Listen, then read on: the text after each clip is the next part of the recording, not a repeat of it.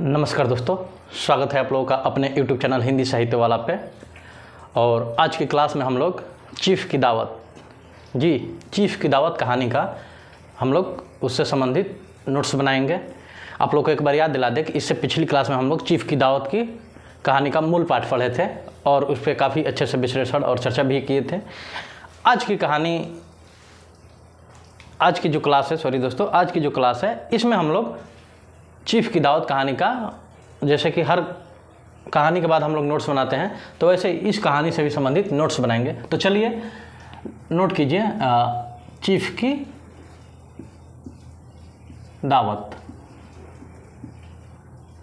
और जैसा कि हर बार हम लोग शुरू में दो चीज़ें नोट करते हैं, एक प्रकाशन वर्ष और फिर दूसरा इसके लेखक कहानी के। तो सबसे पहला पॉइंट यही है, लेखक हैं, तो इस कहानी के लेखक हैं भीष्म साहनी। तो आप लोग नोट कर लीजिए, भीष्म साहनी। और दूसरा जो पॉइंट है, ये कब प्रकाशित हुई थी? तो ये 1956 ईस्वी में प्रकाशित हुई थी। तो ये रहा दोस्तों इस कहानी से संबंधित दो पॉइंट। अब हम लोग बात करेंगे कहानी से कुछ महत्वपूर्ण पंक्तियाँ की, जो पेपर में आता ही रहता है। तो चलिए हम लोग सीधे चलते हैं कहानी की महत्वपूर्ण पंक्तियों पे। तो आप लोग हेडिंग डाल लीजिए, महत्वपूर्ण पंक्तियाँ।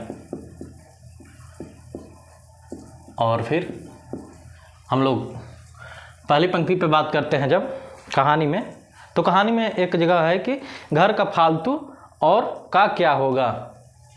तो आप लोग नोट कर लीजिए, घर का फालतू और फिर डैश डैश डैश, आगे की पंक्ति है का क्या होगा।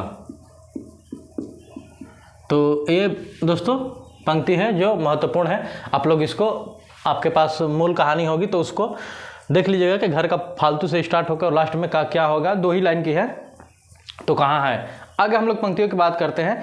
तो सामनाथ का क्रोध बढ़ना, 7 बजते बजते माँ,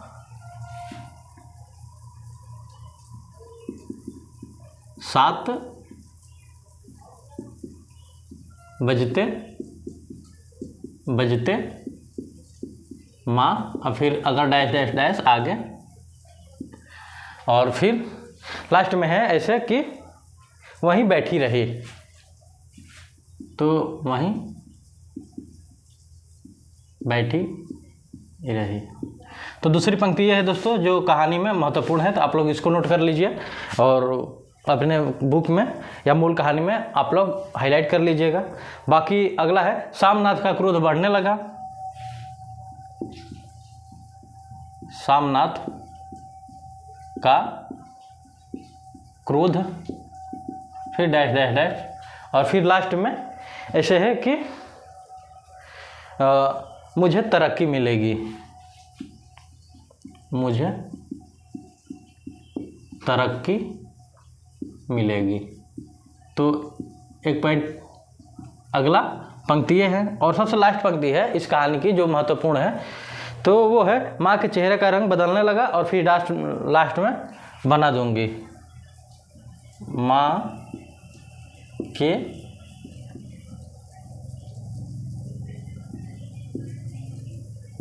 चेहरे का रंग और फिर डैश डैश डैश बना दूंगी। ये सबसे लास्ट पंक्ति है दोस्तों। तो ये रहा कुछ महत्वपूर्ण पंक्तियाँ जो कहानी से महत्वपूर्ण है और आ सकती हैं या आई हैं। तो दोस्तों ये रहा कुछ महत्वपूर्ण पंक्तियाँ। और पंक्तियों के बारे में हम बताए थे कि ये क्यों लिखवाते हैं और इससे किस तरह के क्वेश्चन आ सकते हैं। आप लोग नोट कर लीजिए और अपनी कहानी में, मूल कहानी आप लोग के पास जो होगी उसको हाईलाइट कर लीजिएगा, नहीं तो इसको रखे रहिएगा।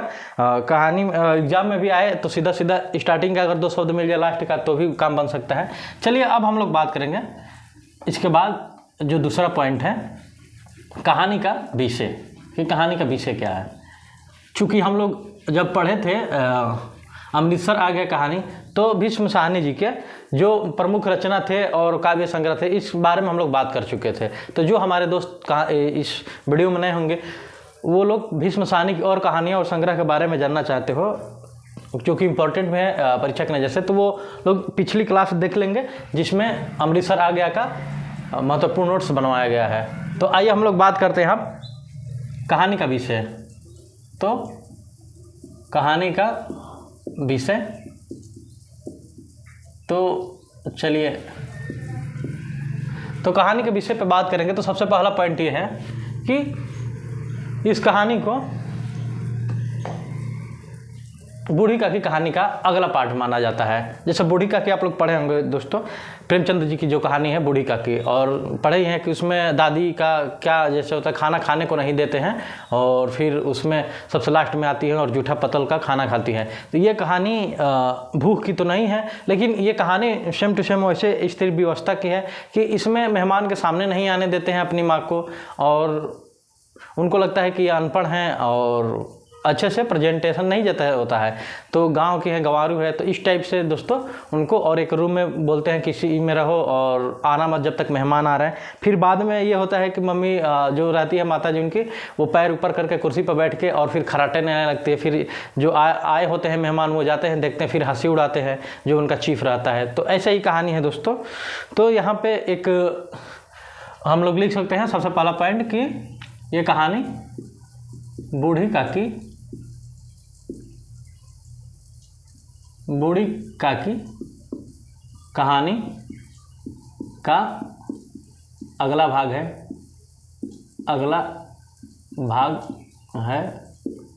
दूसरा पॉइंट हम लोग नोट करना चाहेंगे, तो इसमें ये नोट कर सकते हैं कि बूढ़ी माँ के दर्द की कहानी है।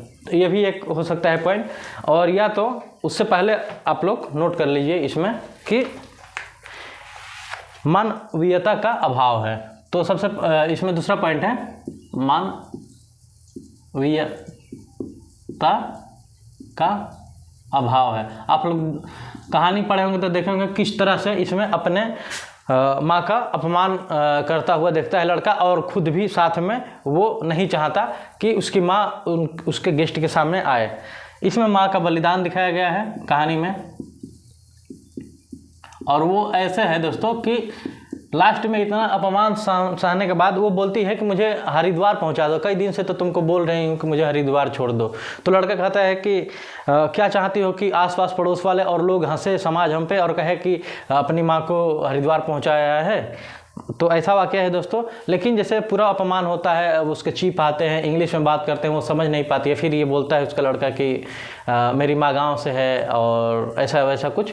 लेकिन सारे अपमान सहने के बावजूद भी जब लास्ट में कहता है कि माँ अगर उनके लिए तुम फुलकारी बना दोगी तो हमारी तरक्की हो जाएगी, तो इन सारी बातों को वो पीछे छोड़ के माँ रहती है जो लड़के की सामनाथ की, इन सारी बातों को भूल जाती है और ये सोचती है कि मेरे लड़के की तरक्की हो जाएगी। इस बात से खुश हो जाती है और कहती है कि ठीक है मैं बना दूंगी।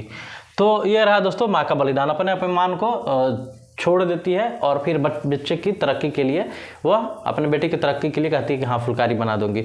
अगला हम लोग देखेंगे तो मध्यम वर्ग की सामाजिक और आर्थिक विडंबना है। तो एक बात हम लोग और नोट कर सकते हैं, मध्यम वर्ग की सामाजिक व आर्थिक विडंबना। और लास्ट पॉइंट हम लोग इस चाहे तो नोट्स कर सकते हैं इसमें, इस कहानी में कि ये कहानी दोस्तों, हाँ एक इस कहानी की एक ये थी शैली में, ये दोस्तों व्यंग्यात्मक शैली में लिखी गई थी। एक पॉइंट ये नोट कर लीजिए, यह कहानी व्यंग्यात्मक